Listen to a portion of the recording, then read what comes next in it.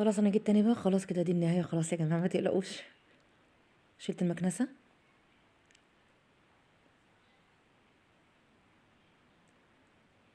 خلاص كنت انا محضره الشرشوبه، خلاص بعمل بيها على طول يعني بتنضف.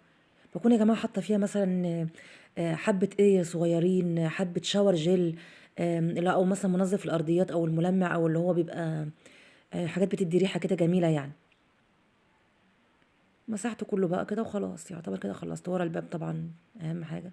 طبعا ورا الباب فيه لوحه فنيه فظيعه، عايزه برضو اشيل شويه هدوم من ورا كده.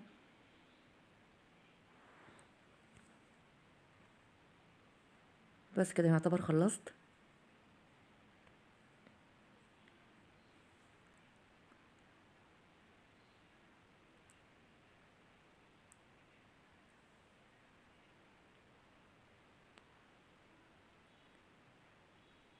تظبيطات النهائيه بقى خلاص.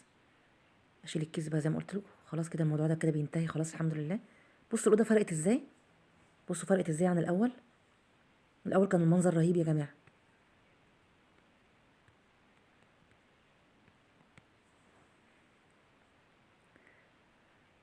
عايزه اقول لكم ان انا اتشجعت جامد جامد جامد وانا بعمل معاكم الفيديو ده بجد.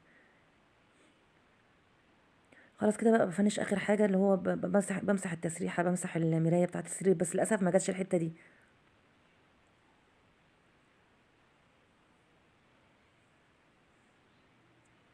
قولوا له بقى يا جماعه ايه رايكم، ايه تعقيبكم، ايه رايكم في الاوضه، ايه رايكم آم، في كل حاجه يعني. عايزه رايكم، انا لسه بعمل اول فيديوهاتي وكده، وعايزه رايكم في ايه اللي مش عاجبكم ان انا ما اكرروش تاني يعني، او تقولوا لي رايكم بحيث ان انا احسن جوده اي حاجه، المنظر الكلام.